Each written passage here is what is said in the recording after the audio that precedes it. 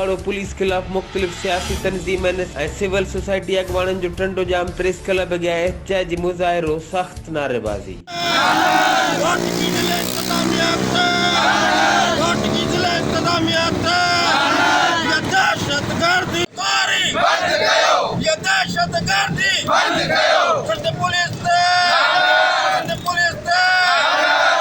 Update क्यों पाया कि टंडो जाम खां जिते छरजेडी न्यूज़ जे रिपोर्टर मुराद अली मुताबिक ओबाड़ो पुलिस तरफा सिंध सभा जे लांग मार्च ते ओबाड़ो पुलिस तरफा चढ़ाई करे औरतन ते वेश्याणो तशद्दुद करण लोई ऐं लज जी बेहुरमती करण इनाम अब्बासी समेत ॿियनि अगवाणनि खे गिरफ्तार करण खिलाफ मुख्तलिफ सियासी तंजीमनि जे कारकुननि ऐं सिविल सोसाइटी जे नुमाइंदनि पारां प्रेस क्लब टंडो जाम अॻियां एहतजाजी मुज़ाहिरो करे ओबाड़ो पुलिस खिलाफ सख्त नारेबाज़ी कई वई।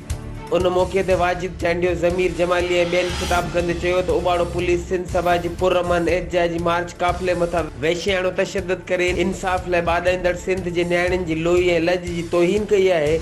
इनाम अब्बासी समेत ॿियनि अगवाननि खे बिला जवाज़ गिरफ्तार करे कानून जी लताड़ कई आहे। हिननि पीपल्स पार्टी जे चेयरमैन बिलावल भुट्टो ज़रदारी वज़ीर आला सिंध ऐं ॿियनि आला अख़्तियारनि खां गिरफ्तार अगवाननि खे फौरी तौर आज़ाद करण ऐं ओबाड़ो थाणे जे SHO ऐं वुमेन पुलिस इंचार्ज खे नौकरियुनि मां बरतरफ़ करे मथनि खिलाफ केस दाख़िल करण जी घुर कंदे मुतालबा तस्लीम न थियण ते एहतजाज जो सिलसिलो जारी रखण जो ऐलान कयो।